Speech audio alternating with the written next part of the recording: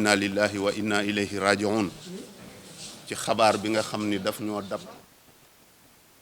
ci bi ñu nekkee di liggéey pour liggéeyal sunu réew kenn ci sunu doomi réew di kilifa gu mag a mag a mag liggéeyal lislaam liggéeyal jàngu bi liggéeyal tarixa yi nekk ci Sénégal yépp muy Serigne Pape Malick Sy yal na yàlla xaare ko ca jannatul firdaws te taas ñu ci barkeem di wax ni jàmbaar la ju daanu ci yoonu xare muy yoonu liggéeyal yàlla kon mu mel ni tey li ñu bëggoon a waxtaane mooy ubbite gi nga xam ni dañ koo commencé ci Sénégal gépp pour xale yi delluwaat ci jàngu bi xale yi nga xam ni dañu nekk ci classe yi nga xam ni dañu war a def examen ñoom la ñu tànnagun waaye fàttewuñ ñeneen ñi waaye ci wàllu organisé moo tax ak doxalin boo nga xam ni dina mën a jàppandi ci commencement bi moo tax ministre bi demandé woon sunu ministre monsieur Mamadou Talla pour que ñu tàmbali ci ñooñu ci commencement wax ji tam ñu remercier sant bu baax a baax président de la république monsieur Macky Sall ak ministre bi nga xam ni moom la dénk wàllu wér-gi-yaram muy ministre Diouf Sarr ak ki yore wàllu njàng mi tudd naa ko léegi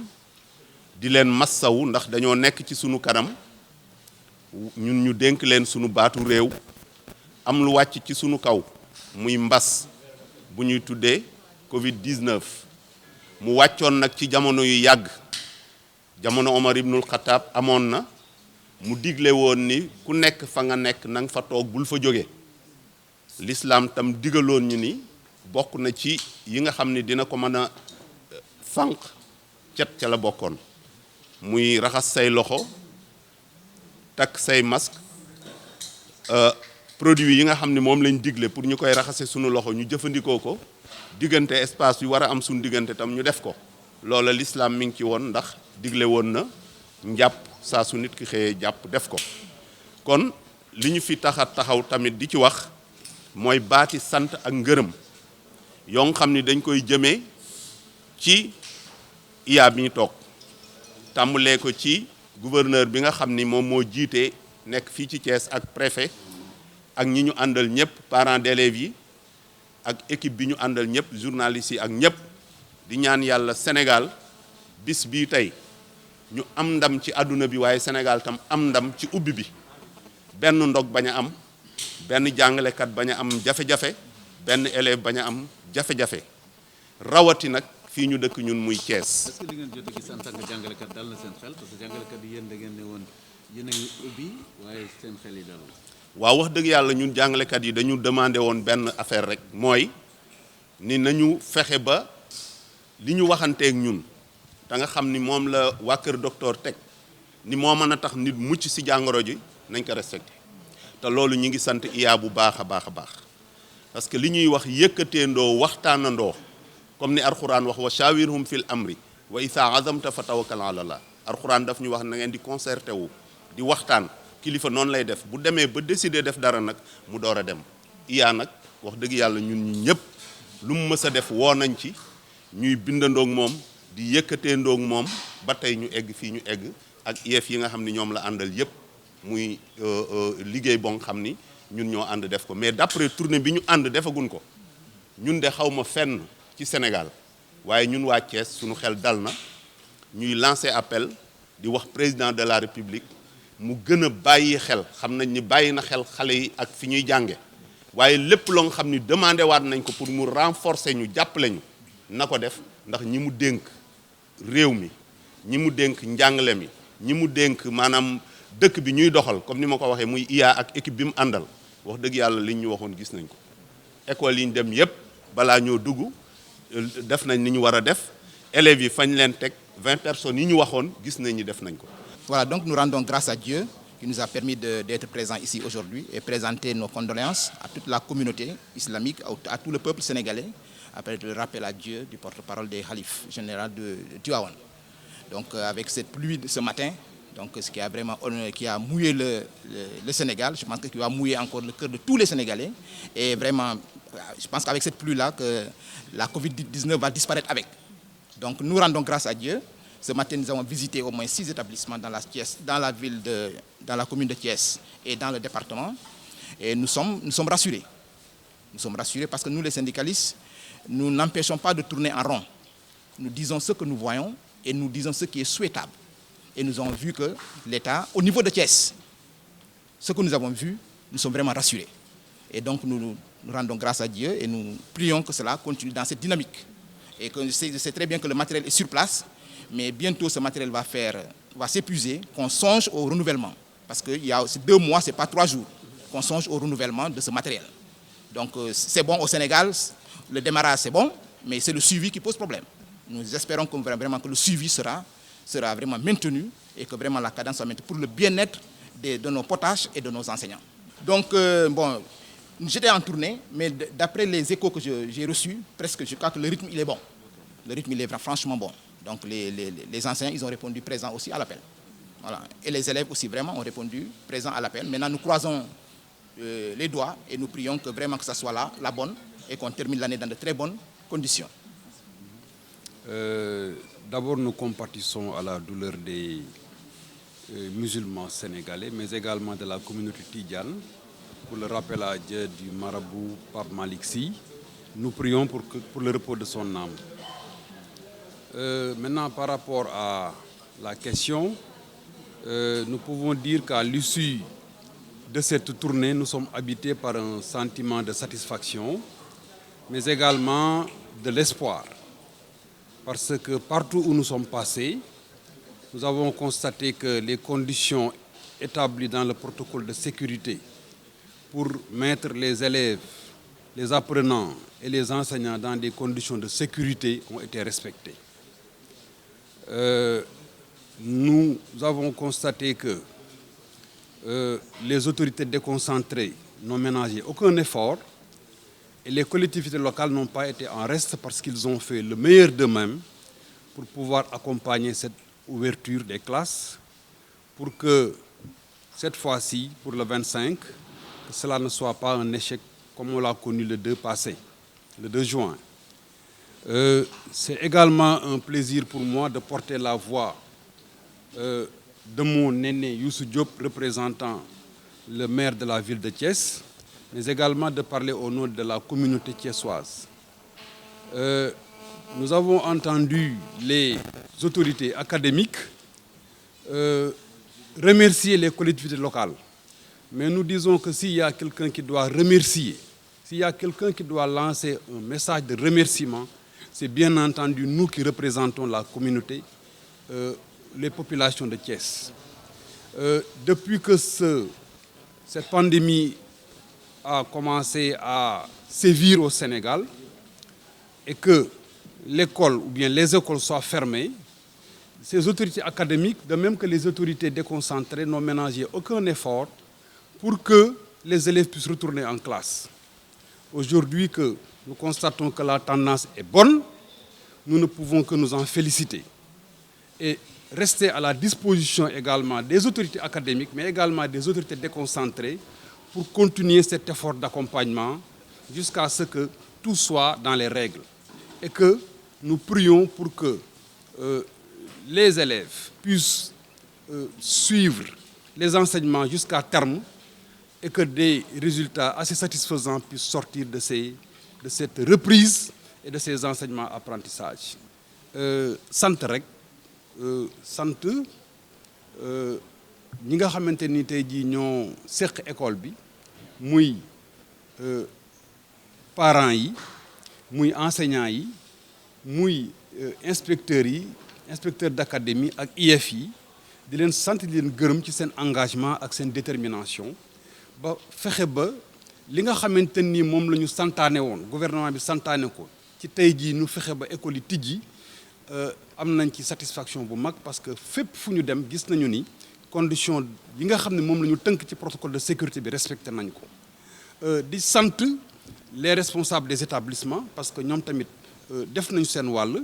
di sant autorités yi académiques yi di sant également gouverneur ak préfet yi parce que ñoom tamit ba mbir mi commencé ba léegi noppalikuñu benn yoon nun bi ñuy engagé wu ci problème bi dañ doon wax naan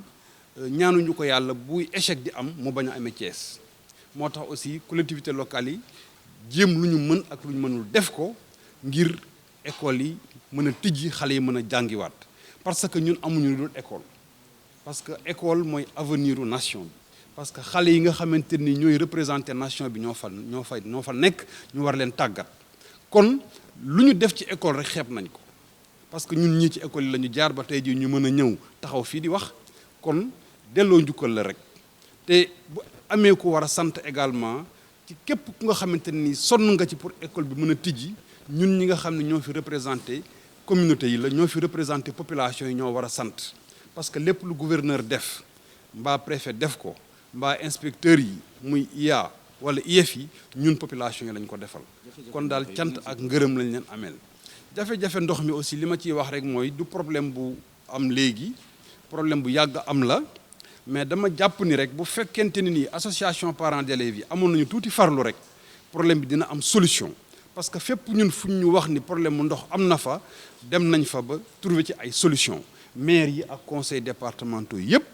takku nañu pour apporter ci ay solution donc tëjuñu bunt yi école bu ngeen gis ni problème am na fa nañu ñëw gisante maire yi gisante conseil départementaux yi wala également ñu tàllal seen loxo bonne volonté yi pour trouver ci ay solution Vous dites tout n'est pas rose, en tout cas depuis 9 heures. Je reçois les rapports des présidents d'APE à qui j'avais demandé de se présenter au sein de leur établissement pour voir si le protocole a été respecté.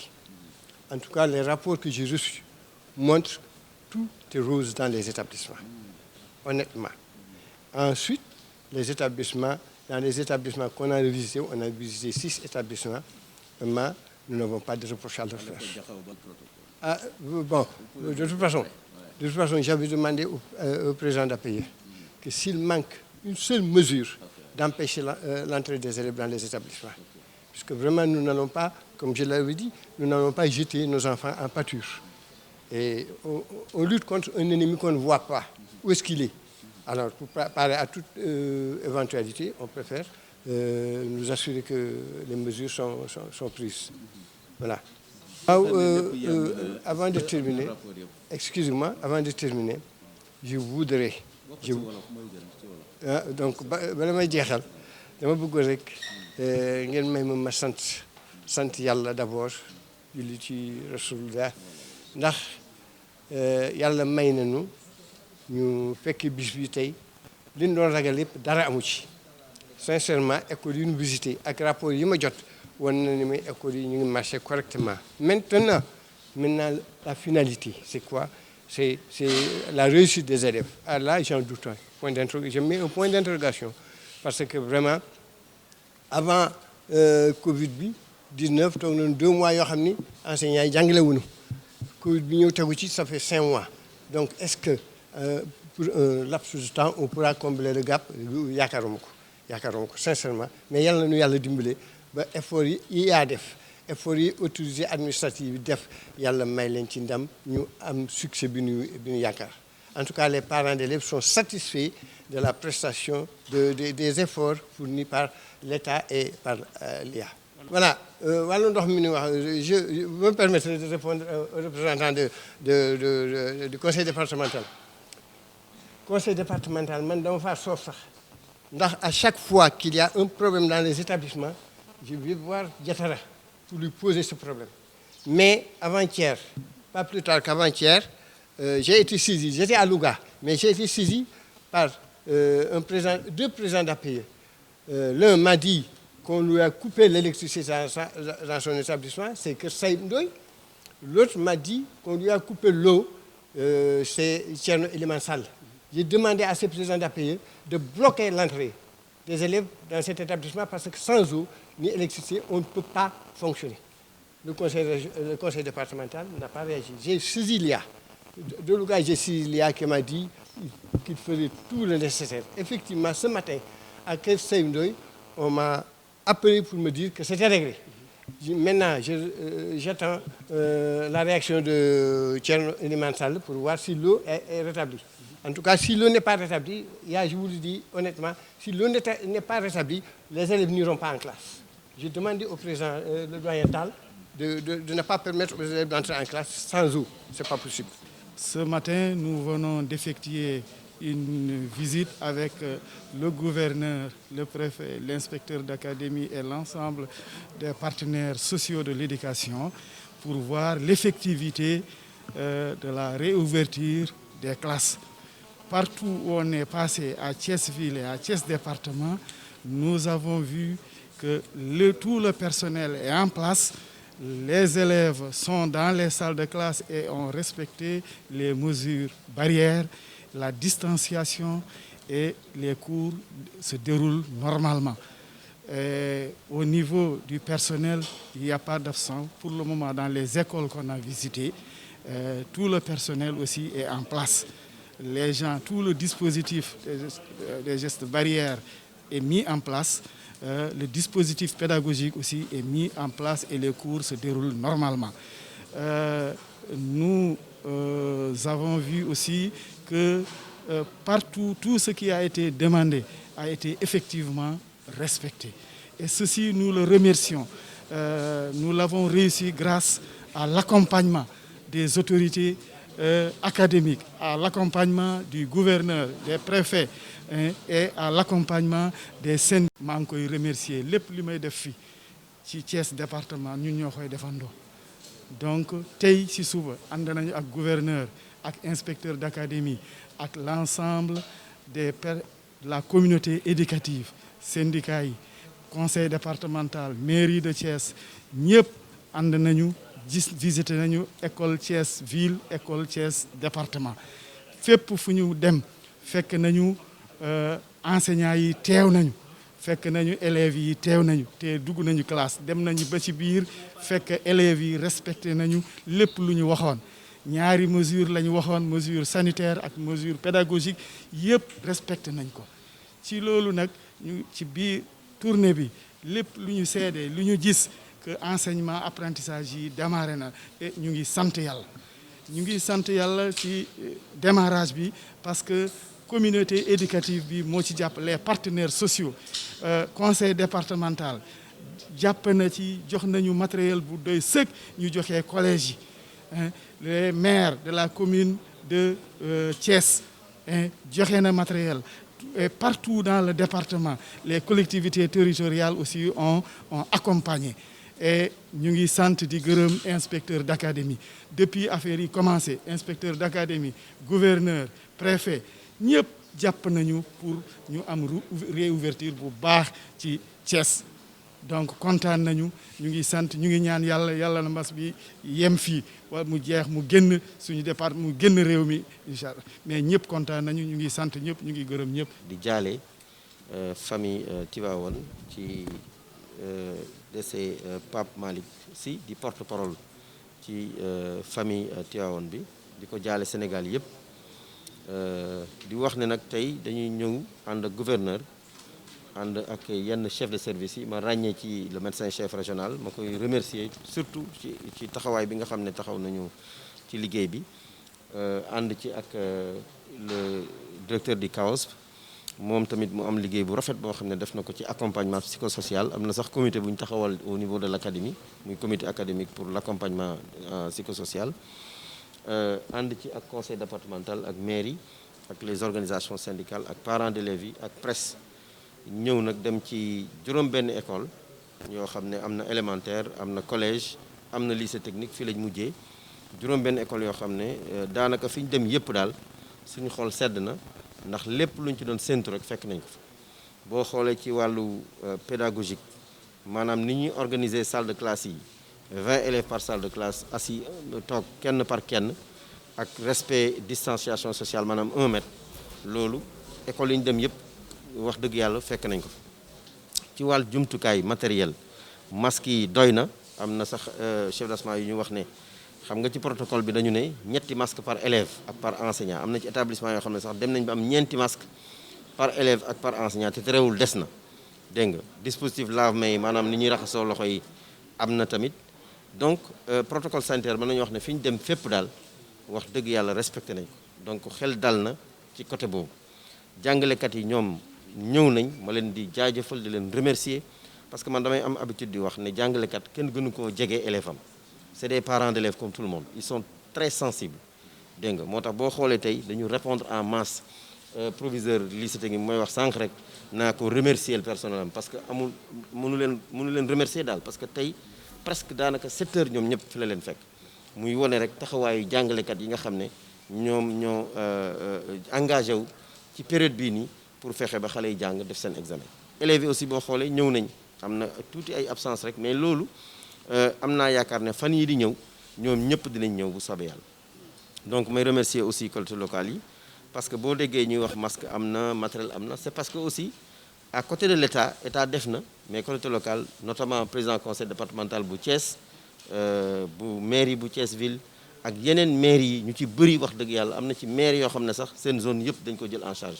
désinfecter écoles yi jënd matériel ba yëpp ba nga xam ne état sax dafa fa loxoom ci côté yooyu. waaw d'accord loolu motif la waaye tamit xam nga parent bi su xamee ne autorités yi fi nekk problème bu ñu ci yëg rek dañ koy toppatoo ci saa si xam nga wax nañ fa léegi école Kër Sayib Ndoy amoon na problème électricité réglé nañ ko dégg nga école élémentaire Thierno Elimane Sall aussi amoon nañ problème ndox gis nga sànq gouverneur dafa jóg di woote pour ñu régler ko ci saa si donc li tubaab di wax c'est le difficile qui est le chemin c'est-à-dire ndar xëyul sotti àdduna même suñ borom sax juróom-ñaari fan ci la sàkkee àdduna donc du benn fan tey mooy premier jour donc ñu jàpp ni fii ak i fan problème bu ci mën a doon rek bu ci acteur yëpp jàppee yow mi jàpp nga ci ndaw parce que wax dëgg yàlla ci académie Thiès mën naa ne yéen presse bi lépp lu ñu mën a def yéen a koy rendre visible gis nga noonu ngeen ci jàppee yéen keneen jàpp ci noonu nag la ñuy fexee ba ca pandaw ga Thiès du des ginnaaw non seulement xale yi dinañ jàng dinañ def examen waaye ñu yaakaar ne 100% sax danañ ko def bu soobee yàlla. dañuy sant suñu borom bi julli ci yonent bi xam na ci moom lañ jógee ci moom la ñu delluwaat kon di jaale xalifa général di Tijaan ci demu ko porte-parole bi ñaan yàlla ñaan maamam papaam sëñ Babacar mu teeral ko yóbbu ko ci àjjana ji gën a kawe ci barke yonent bi sallallahu alayhi wa sallam.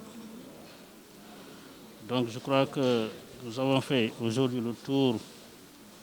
de quelques établissements publics, privés au niveau de la région de Thiès pour constater des visu l'effet que d'ici demain, d'ici lundi, je crois que l'ensemble vraiment de toutes les écoles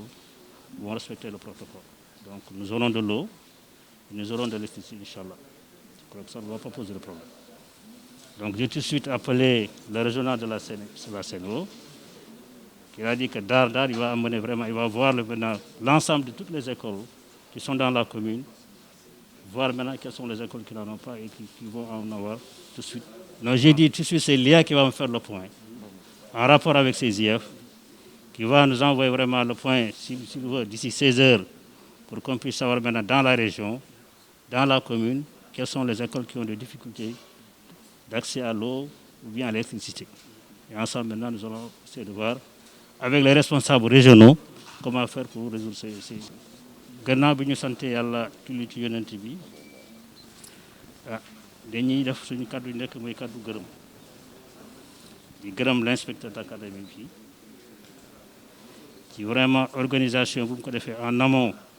pour que école yëpp nekk ci région bi mën a reprendre ci conditions yu normales lu ñu gis tey doy na suñu xel bu baax a baax te bu ñu ko rendre compte vraiment suñu autorité supérieure que ce soit Dakar ministre de l'éducation te la xam ne vraiment à Thiès disposition yi waroon jël yëpp pour que ay xale yi mën a jàngi disposition jël nañ ko wante nag comme 100% yàlla jagalul ko doomu adama bi dañuy xam ne aussi nag ñu ñëpp nañ ci ànd la main dans la main pour que ñu mën a réussir mission bi que à côté aussi de l'État dañuy remercier les collectivités territoriales parce que depuis bu état bi jëlee ordonnance pour leur permettre vraiment que ñu mën a appuyer les écoles yëpp ci région bi def nañ ko à savoir le président du conseil départemental et les autres maires donc vraiment ñoom it xam na ne l'école c'est une compétence transférée bay nañ seen war bu baax a baax li ci des nag mooy école ubbi na parents yi ñu ngi fi les acteurs les parents d'élèves les élèves les enseignants les IEF ñëpp nañ ci jàpp pour que xale yi mën a commencer ci jàmm